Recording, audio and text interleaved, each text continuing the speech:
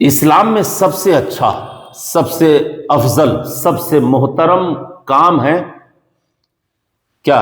ایمان لانے کے بعد وقتوں پہ نماز ادا کرنا، وقتوں پر نمازیں ادا کرنا۔ اسلام میں سب سے اچھا کام 5 وقت نماز کی پابندی، اگر مسجدوں کو بنانا اور انہیں نماز و اذان سے آباد کرنا اور آباد رکھنے کے لیے کوشش کرنا، یہ سب عبادت میں شامل ہے۔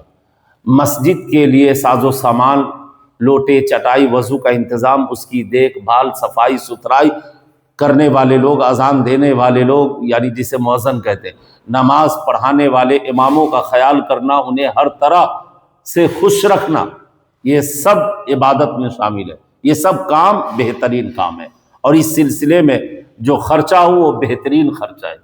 کسی علماء کو، کسی مؤذن کو، کسی طالب علم کو کچھ اپنے نظر و نیاز دیا، کھلایا پلایا، تو سب سے بہتر خرچ ہے جو اللہ رب العزت اس بندے کے مال کو اس وقت قبول فرما لیتا ہے۔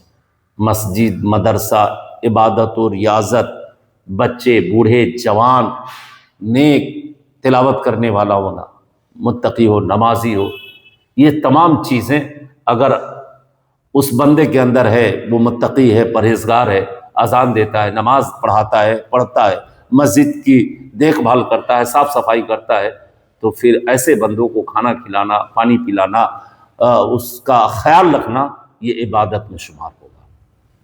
اس لیے میرے پیارو ضروری ہے، امام اہل سنت آقائے نعمت امام احمد رضا خان فاضل بریلوی علیہ رحمۃ الرضوان فرماتے ہیں، ایمان کے بعد پہلی شریعت نماز ہے۔ ایمان کے بعد پہلی شریعت نماز ہے۔ اس لیے ہم مومنوں کو، ہم مسلمانوں کو نمازوں کی پابندی کرنا ہے، وقتوں پہ نماز ادا کرنی ہے۔ اس لیے غفلت نہیں کرنا ہے، لاپرواہی نہیں کرنی ہے۔ جس حال میں ہو، جیسے بھی ہو، کام ہو، کاروبار ہو، بزنس ہو، سفر میں ہو، جہاں بھی ہو، گھر میں ہو، نیند میں ہو، غیر نیند میں ہو، پریشانی میں ہو، خوشی میں ہو، غمی میں ہو، جس طریقے زندگی گزر رہی ہے، اس طریقہ کار میں عبادت کو شامل رکھنا ہے۔ عبادت چھوڑنا نہیں، نماز کو چھوڑنا نہیں۔ اس لیے سب سے اچھا انسان وہ ہے جو وقت پر نماز ادا کرتا ہے۔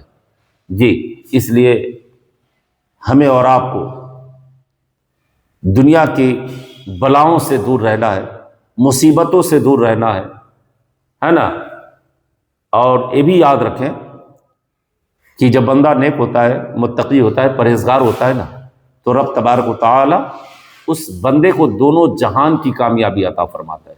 مگر اس میں بعض اوقات کچھ اس کی بندے کے لیے خاص ہے، امتحان ہے نا، بندوں کے لیے ضروری ہو جاتا ہے، تھوڑی بہت پریشانی آئے گی ہے نا، لوگ نیک لوگوں کو ستائیں گے اور ستاتے بھی ہیں، دیکھتے۔ تو اس طریقے سے آپ اپنے کام سے منہ نہ موڑیں، نماز کو پڑھنا چھوڑ نہیں دیں۔ لوگ آپ کو نمازی کہیں یہ فخر کی بات ہے، آپ داڑھی رکھتے ہیں، لوگ آپ کو داڑھی والا کہتے ہیں یہ فخر کی بات ہے۔ نبی اللہ کے نبی صلی اللہ علیہ وسلم کی سنت ہے، تو اس لیے ہمیں اور آپ کو